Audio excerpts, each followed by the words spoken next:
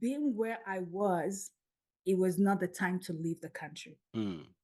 It was to finish my degree, do my master's, continue to grow. But then I found love. And so I left and I had to start all over again. But this starting all over again, I know who I am. I know what I am. I already finished my degree, even though I didn't have my certificate on me, but I already finished it.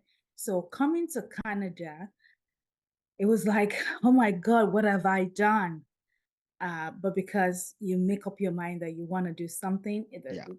what you got to do is how do I move forward? And, as I continue to mature, I realize that there's no point wasting time on what has happened because history will always be history. But what are we doing with history? How are we learning from the moments in history is what's paramount. And that's really what I did. So when I got to Canada, I realized that one, your certificates meant nothing, right? Wow. Yeah. And two, I realized that to everybody, I'm Black, right? And Really? being Black in Canada is not a good thing. And Wow. and three, everybody that I met said, forget it, you can't get into banking. People like you don't work in banking. It was very depressing. Now I'm going to use the word depressed. Um, but you know what? The word of God says the heart is the Lord's and the fullness thereof. So I'm like, I am going to make the best of this situation. Hmm. And I learned about volunteering. So I started teaching English as a second language. Okay. It was fun. I was meeting people. But I'm the first child. My father is late. My mother is, struggling, middle, just selling stuff. I used to take care of all my younger ones. And here I am, no money. I left a job that was paying me good money, you know. Um, but one of those days I was taken to open an account in the bank, and the banker, bless his soul, his name is Otson. Is from Trinidad and Tobago. He said, Adejisola, you said you work in the bank. How come you're not working in the bank here? And I'm like, in my mind, I'm like, should I even answer this person or should I just, ignore him? But that spirit said, answer him. What's the worst that's going to happen? And so I said, you know what? I must have sent out 100 resumes by now and not even one word back. Wow. And he said, somebody just got hired. If you don't mind, I can introduce you to this person. God works in miraculous ways. I was introduced to this person, and that person's name is Modupe. Can you imagine? All the way in Canada, I met my tribe woman, Modupe, and she Hmm. told me how she entered the bank. And they always say that lightning doesn't strike twice in the same place. It did Hmm. strike for me. Uh, I did exactly what she did. She went to an adult learning school. It was a 3 month program paid for by the government of Canada for new to Canada immigrants. And I went there and I got my foot in the door. Even though it was a co-op uh, um, job, I got my foot in the door. As a co-op student, I was paid, I think it was $50. It was just transportation. I wasn't paid at Hmm. all. Hmm. But I know that there's opportunity, right? Because I see Yeah. people. You've done it before. I've done it before. It's not a big deal. That's what Yeah. I'm saying, right? You don't know why you go through certain things because, so I became a teller. And after the co-op, they said, oh, we like you. And they hired me as a teller. Now, the problem now is there was no mentor, nobody to talk to, nobody to guide me. The system is a little different, actually, not little, it's a lot different from back home. Hmm. And there were a lot of people that do not look like me. Seriously, I was the only person that looked like me when I started working. Even when I was placed in a branch, there was one more person that looked like me, but she was into nursing and she was just using that as a stepping stone to get ourselves together. So there was really nobody.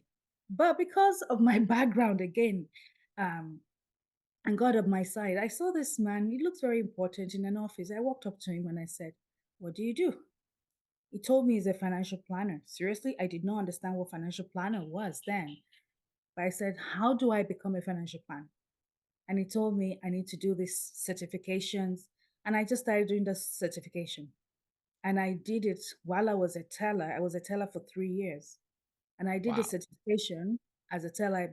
I got my certification as a financial planner, but I didn't get the job. But the point is, I was building on my skills. Yeah. And so after 3 years, I got promoted to what they call account manager. Account manager is someone that opens, regular accounts, opens investments, Mm. does basic credits. And I spent 2.5 years there. And during that time, the first year of being an account manager, I actually won the cruise for the bank. The Wow.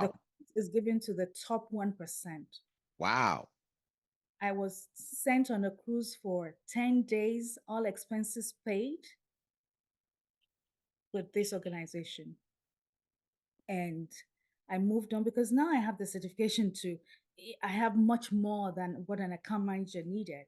Yeah. As I was moved after, I think it was 2.5 years or 3 years, to senior account manager.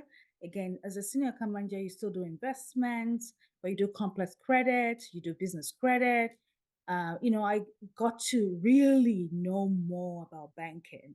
Yeah. So I understand the, two sides of the balance sheet when it comes to banking. And so and then after spending 3 years as a senior account manager, I became a financial planner. Now, Interesting. would this have been my route? Maybe not. Maybe if I had guidance. And that is Yes. why Yes. when I became a financial planner, I was kind of at peace with myself because as a financial planner, you literally manage a book of clients. So I started with like maybe, I think it was 100. I went up to 250 clients and I was managing, and I'm talking about 10, 12 years ago now. I was managing about 150 million in net assets. And it was a good role. It was a fantastic role. It was a futuristic role. You help your clients to see beyond the now. You Yeah. help them plan for their short, medium, and long term, for their children, for whatever is important to them. You get to know them. You wrap your arms around them, around their families. They refer friends and families to you because of the advice that you give to Yeah. them. It was a fantastic role. So at that junction, I felt, Adejisola, do you want people to go through what you went through? Mm. Mm. Mm. And that was when I really dug deep into community. So I called a few friends into my living room here in this house, and I said, "This is what I'm thinking." And they said, "It's about time we do something." And that was how Council of Nigerian Professionals was born, because I was so focused on how can I help Nigerians coming in. Yeah. How can professionals get to know where they are so that we can network with ourselves, we can mentor ourselves, we can sponsor ourselves, we can refer ourselves for jobs, we can be role models to our children, we can support small businesses. How can we do that if we don't come together? And that was how we started. Wow. Our Wow. first event, we had about 150 people Okay. come. First in-person event. We started, our first event was in October 2018. The organization was registered um, August 2018. So that was how Council of Nigerian Professionals started.